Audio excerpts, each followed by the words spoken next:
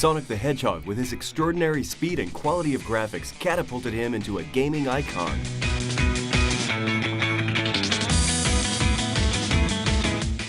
The Sonic franchise is vast, with over 70 million games sold worldwide, bringing a huge number of games to its loyal fanbase and introducing a variety of characters, including Miles Tails Prower, Knuckles, Dr. Eggman, Amy Rose, and many more. And the franchise is set to grow even more as this year sees Sonic return with his latest video game installment, Sonic Generations.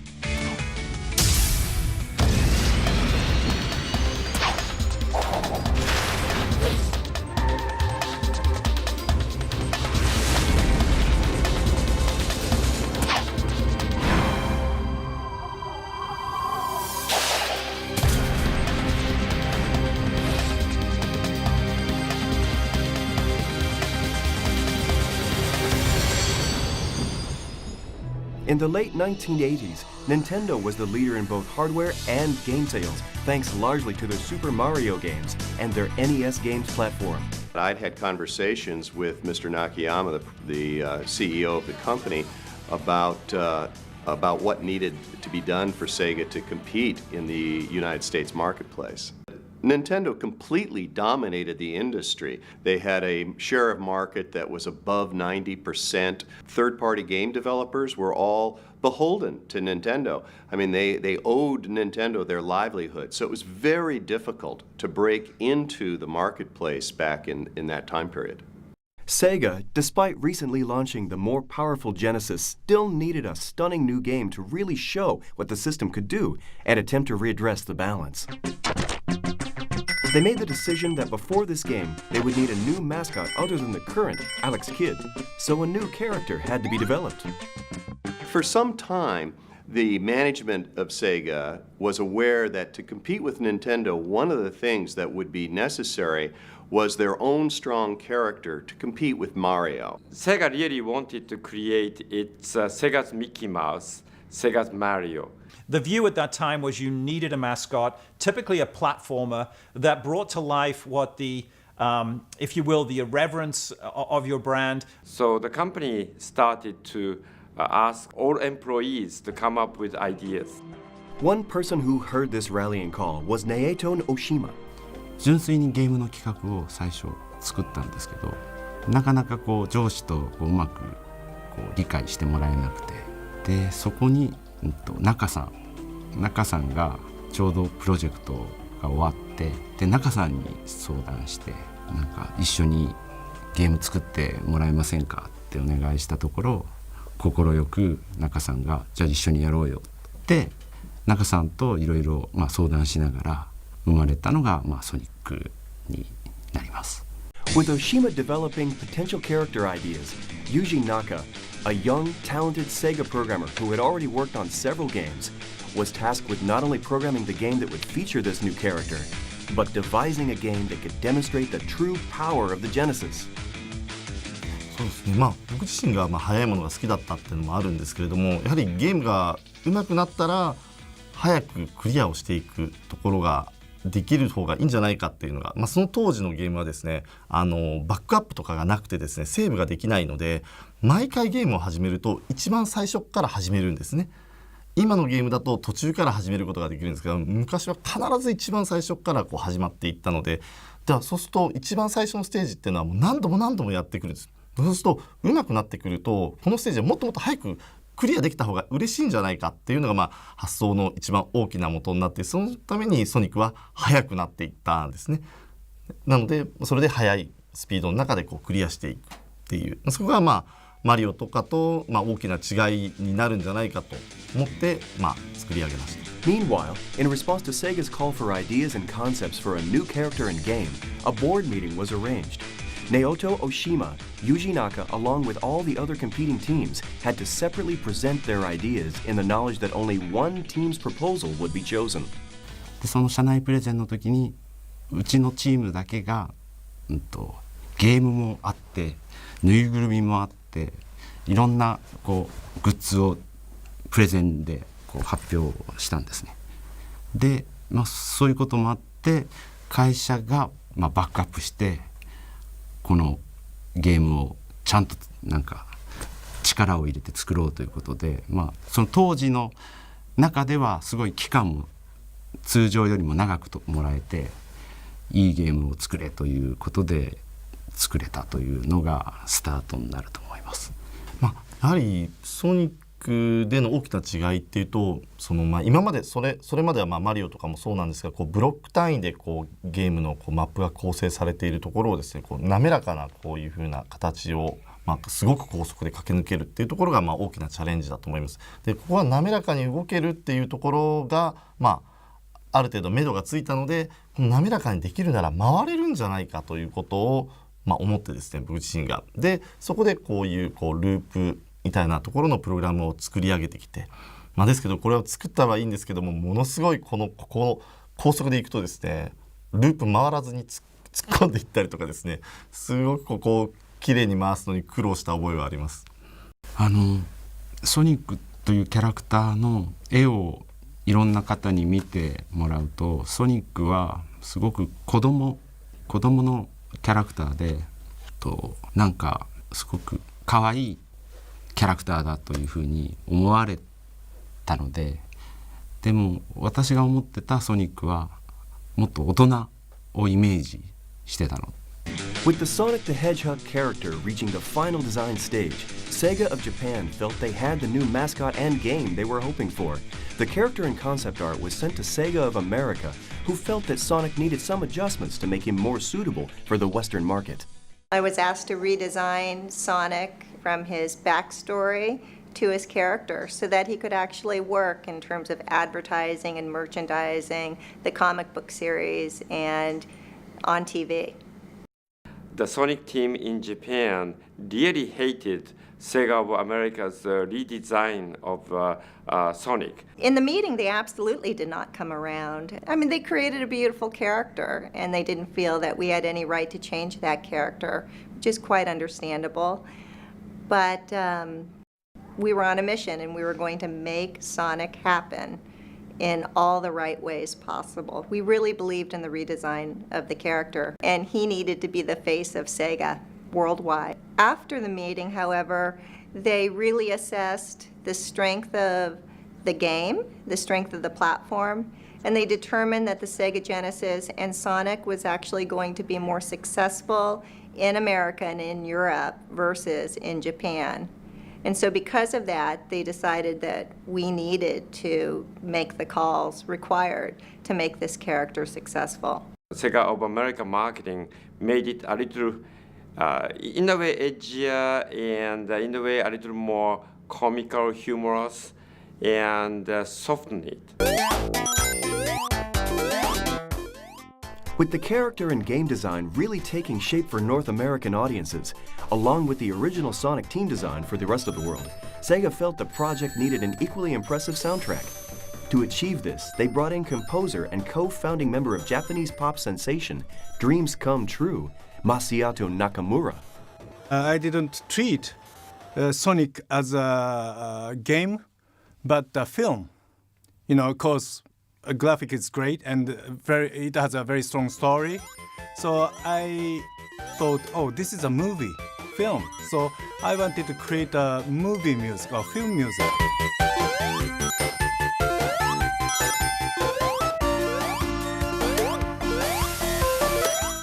However, with the game still very much in early development, only static screenshots were available for Nakamura to use for his inspiration. So Sonic staff explained to me, it's going to be like this, it's going to be like this. And I started, writing songs, but I will never know because that was a totally new for me. So it was really tough job for me.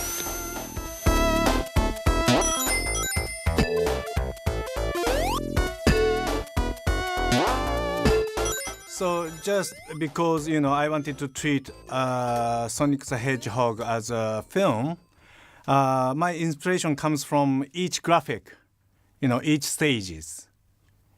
So if I can see a red color, so my music's gonna be like a volcano stuff, or if I can see Iceland, I wanted to create a kind of icy music. So my inspiration came from visual or graphic.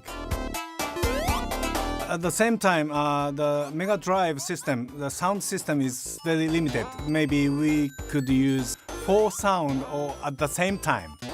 So it was really, really tricky, But that limitation, inspired me a lot.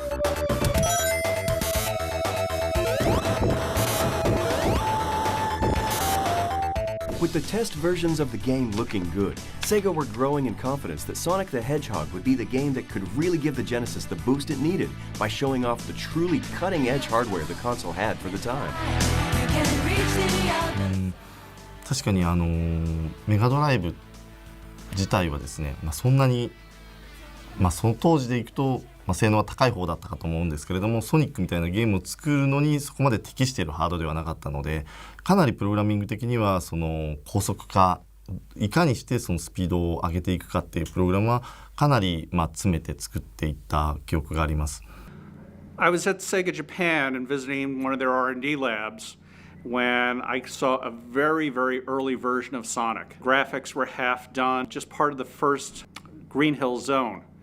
And it looked interesting from a different distance because it was so bright. But once I got up closer to it, they started going and moving Sonic around, having him roll up into a ball and then start moving.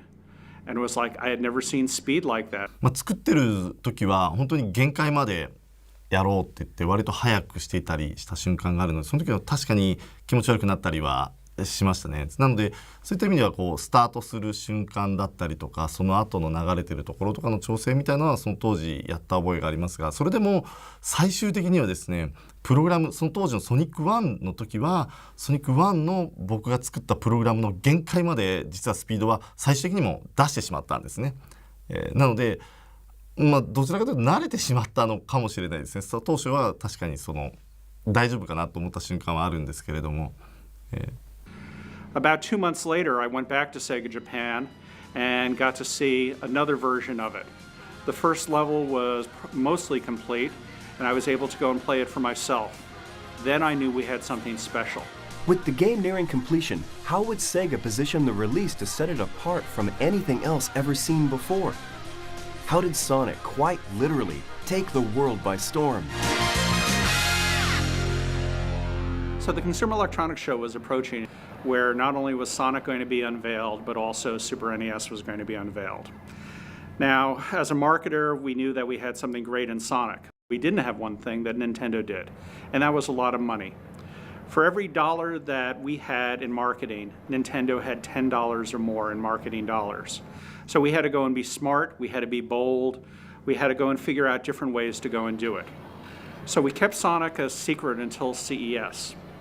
CES opened, and before the show opened, Nintendo had their big press conference, introducing Super NES, saying why it was the greatest system in the world. It was the only system to go and think about. They had this great software lineup, including the new Super Mario World.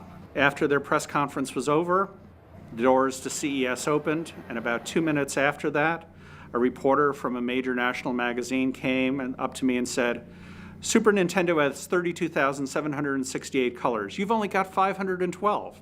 What are you going to do about it? So silently, I just motioned for him to follow me and walked over to a place in our booth where we had 2 large TV monitors. One had Sonic the Hedgehog, and one had the new 16-bit Super Mario. And I said, which one has more colors? I said, it's not how many colors you have, it's what you do with them. Immediately he saw the difference, and that's how CES started for us. What really started to convince us that we had something great was when we actually focus tested Sonic with, kids to adults, and the reaction towards Sonic versus Mario in that focus test was just incredible. That's when we decided, that's when we knew we had a hit on our hands. Because when you looked at all the people playing Sonic the Hedgehog, they were, it's young kids as young as 3 to as old as 50 or 60, playing and loving the character. To build a buzz about the upcoming Sonic, Sega had an idea for a more direct but high-risk marketing strategy. I believed in being very aggressive in marketing. I believed in taking Nintendo on head-on. So one of the challenges that we had when marketing Sonic is we wanted to go directly up against Mario, and we wanted to do that in TV. We created very competitive TV ad comparing Nintendo game and Sega game side by side with price tag attached to it. And we knew that the minute we would televise a commercial against Mario, that Nintendo would require that we pull the TV spot. Tom and the marketing team asked me, do you think this will be acceptable to the Japan management? And I scratched my head and thought about this and decided not to tell the Japan management until only a few days before we air. And in case they said, you can't air this, stop it, I was thinking to tell them that I tried to stop it, but I couldn't stop it in time. It was, I think, pretty innovative on our part to throw pretty much all of our media dollars against that one night worth of TV. Sonic the Hedgehog, more action, more speed. Sega Genesis, it's a whole lot more for less. Sonic the Hedgehog was released in June 1991, and the reaction was remarkable. People had never seen a game like it before. So why did Sonic's creation resonate with the public in the way that it did? Sonic was appealing for a number of different reasons. First of all, he just has a beautiful simplicity to him. Clean lines, just a gorgeous set of colors, the blue and the red tennis shoes. But secondly, he really communicated the power of the game just by looking at him. When you see those red tennis shoes, you just assume he can run fast, and he did. And his spin attack made it appear as though nothing could defeat Sonic the Hedgehog. And then the attitude at the end was just kind of the perfect topping. 僕が初めてソニックを触ったのはジェネシス、メガドライブの時ですけれども、ソニック・ザ・ヘッジホッグというオリジナルタイトルです。で、その時はそのゲームのスピード感と、あとはやはり音楽が持つキャッチーさ、そこに惹かれました。I was really taken by the speed and the feel of the game. And Sonic the Hedgehog just felt terrific. It was easy to play, it felt good to play, and the speed was just remarkable. I'd never seen a character move that quickly across the screen, and it was like magic back in those days. He had an edge to him. He wasn't your laid-back, soft, nice guy. He had a little bit of edginess to him and a little bit of smart-assness to him, if you will. And I think that made him very appealing to kids and teens. 本当にまず第一印象かっこいいと思ったんですね。青いあんな小さな頭身のキャラクターですけども、あれが動いてる姿を見てもう本当にかっこいい。でこれが本当に家庭用ゲーム機なのかって驚いたぐらいすごい強い印象を受けました。Sega felt that Sonic was going to be a hit. Tom Kalinske felt Sonic's surefire appeal presented Sega with an innovative opportunity. The thing we had to do first and foremost was sell a lot of hardware, because otherwise, how are you going to sell a lot of software? If you don't get a lot of hardware out into the homes, you really had no chance of creating a marketplace with follow-on software. Tom and I went to Japan and sat down in a big Sega Japan boardroom with oval table with perhaps 30 board members and other executives and explained our strategy. That is, we lower our price from $189 to $149 when Nintendo was offering the Super Nintendo at $199. And on top of that, we wanted to bundle our software, Sonic 1, and create the bundle pack for that $149 price point. And as Tom started to explain, I saw Nakayama-san's face sort of turning white and getting angry, and he stood up and said, we make money from software because we don't make money really from hardware. So why we give away the best software away?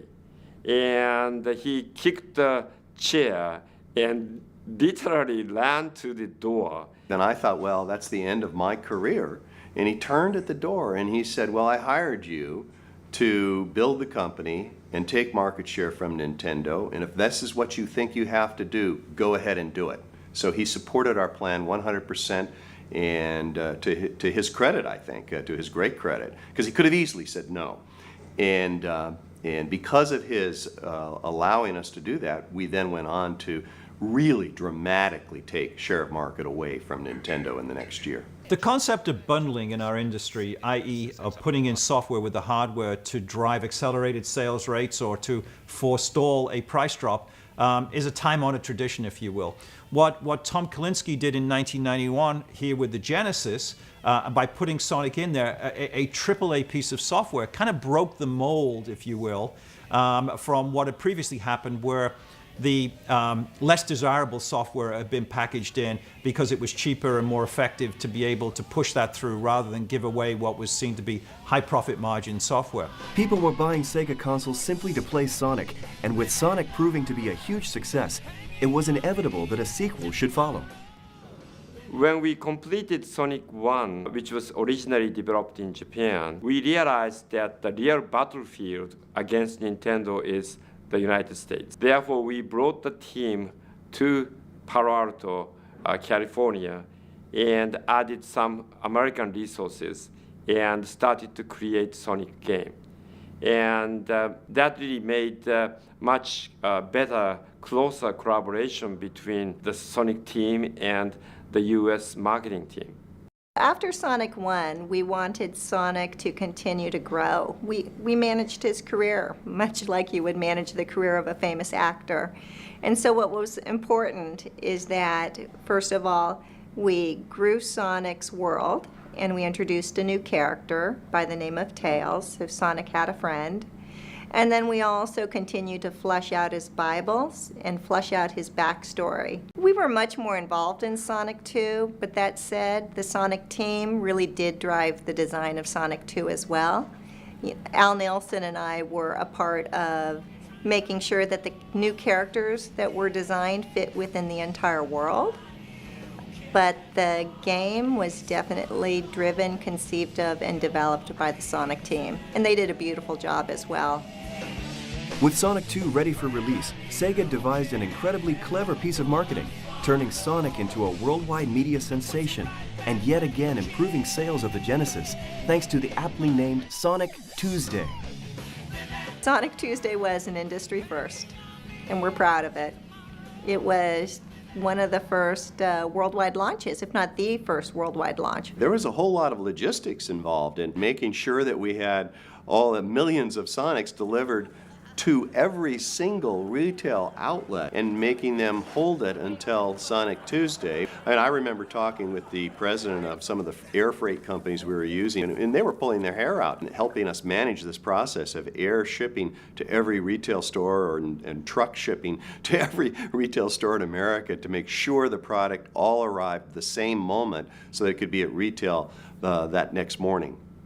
Never before for a home video game had we witnessed the worldwide scenes of people lining up outside shops in the driving rain to take advantage of midnight openings, which back then was a true first for the video game industry.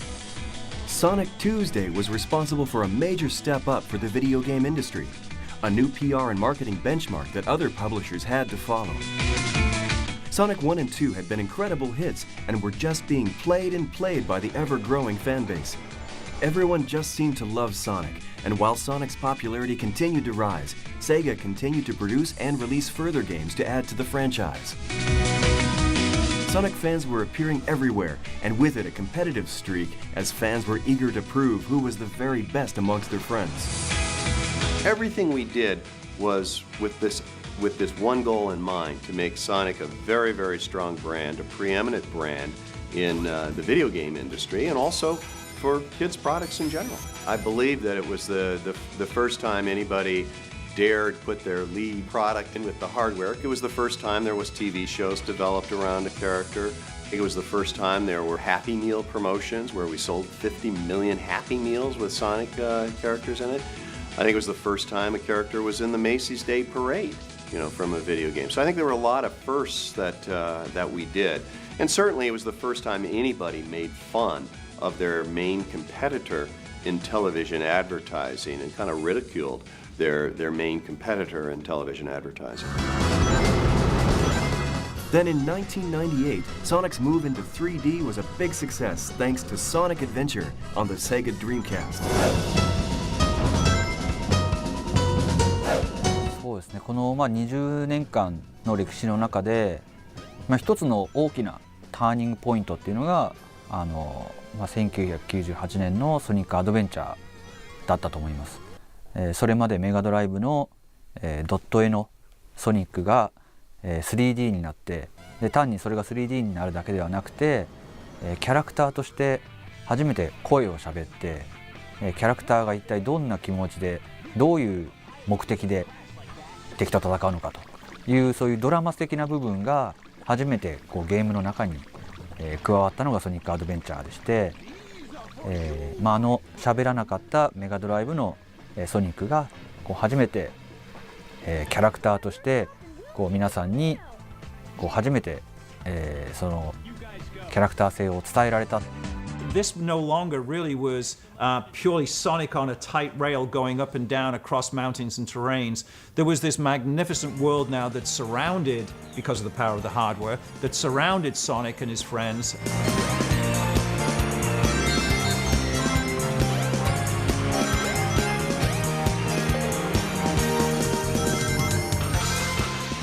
やっぱり当時の16ビット機から、ドリームキャストの方の新しいハードで、展開する新しいゲームということで、そのハードの性能が上がることで、表現できること自体もやっぱりすごく大きく飛躍するので、それを見た目デザインの方でどう表現していくかっていうところで、そのキャラクターの見た目の変化によるインパクトっていうのと、そうですね、実際のその表現力がアップした部分で各キャラクターのアクション性をいかに大きくカメラが引いたり寄ったりした時でも見せることができるかっていうところが、スムーズに行えるように調整しながら制作しました。 With Sonic's move into 3D a success, more titles followed. The development team always challenged with the need to raise the benchmark of each game, right the way through to recent titles such as Sonic Colors. ソニックカラーズで初のディレクターという、大役をいただいて、どうやって、お客様に喜んでいただけるような、ソニックの新しいゲームを作っていこうかというふうに考えたんですけれども、そうはいえうちのソニックチームはもうソニックを作る優秀なスタッフが揃っているので、私よりもソニックに対しては、もうベテラン揃いのチームであるというところで、ソニックを作ること自体はもう基本的に、スタッフのみんなに任せようというふうに私は考えました。そして私自身は、それを、よりハイスピードアクションの特にアクション部分、プラットフォームアクション部分にフォーカスしていくように、全体を誘導していくような立ち回りをしようというふうに意識して、作っていこうというふうに、考えてました。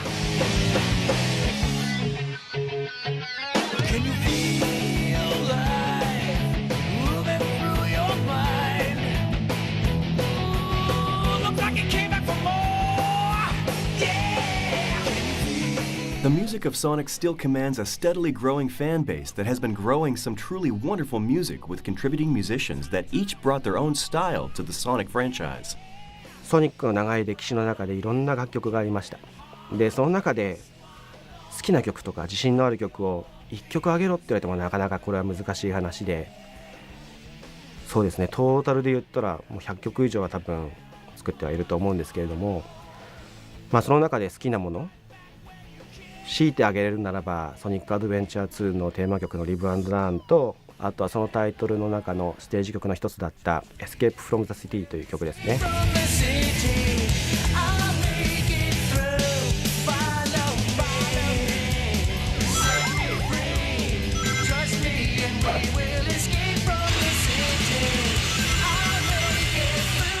で他の方、例えばオリジナルのソニックの楽曲を担当されていた中村さんの曲で言えば、僕はソニック2のエメラルドヒルというステージの曲が好きです。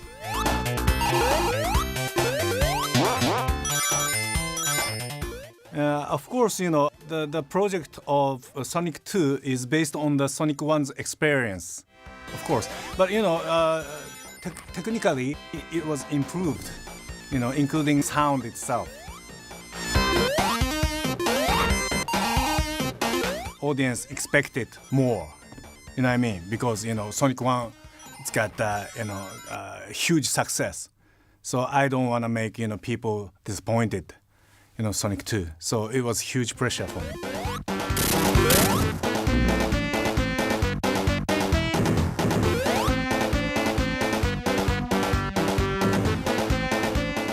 ソニックシリーズの中でこれまで自分が担当した曲で、思い入れがあるというか、一番力を入れて作ってきたのが、各タイトルごとのテーマ曲だったりします。でやっぱりどの作品でも一番そのテーマとなるものが一番その作品の核となるものを表しているので、ソニックのタイトルの、楽曲を制作して今までで一番、楽しかったなと思う、思い出はですね、ソニックアドベンチャーの楽曲制作になります。あそこで、録音の楽しさっていうのを知りましたし、世界中のプレイヤーのこのなんて言うんでしょう、クオリティの高さというのをもうまざまざと、肌に感じた初めてのタイトルでしたので、今ある、僕の制作スタイルっていうのもあのタイトルで確立されたんじゃないかなと思っています。それぐらい僕の中では大きいタイトルになっています。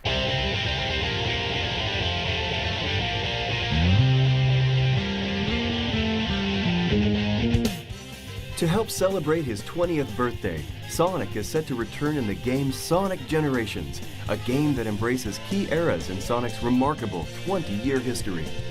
ソニックジェネレーションズの特徴になりますけども、2D の、クラシックのステージが今回は、今の、PS3 や360といった次世代機のハードを使って、3D となって、しかも、すごく密度の濃い世界観となって新たにそのステージを再現するというところが一つのこのゲームのコンセプトとしてありまして、クラシックのステージはより密度の高い 3D のステージに、逆に今度元が 3D だったステージ、ソニックアドベンチャー2のシティエスケープですとか、そういう元が 3D だったステージを今度はクラシックで遊ぶと2D のプラットフォームアクションとして遊べるというその、最近の 2D のアクションと 3D のアクションの両方楽しめるというところが、ソニックジェネレーションの一つの特徴ですね。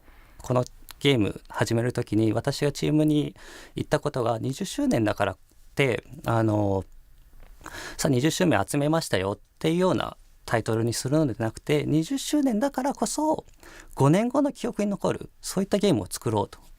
なので新しいチャレンジっていうのは今までのゲーム組み立てもちろんあるんですけども、そこに新しいギミックであったりとか今までなかった演出を追加して、で、今まで買ってもらったお客さんはもちろんで、今までソニックをプレイしてなかったお客さんもやっぱソニックって面白いんだって納得してもらえて、それで新しいその5年後につながるようなそういうゲームを作りたいなと思っています。そういうような、今までの20周年の集まりっていうわけではなくて、それを超えた新しいチャレンジっていうのをこのゲームには詰め込んでいます。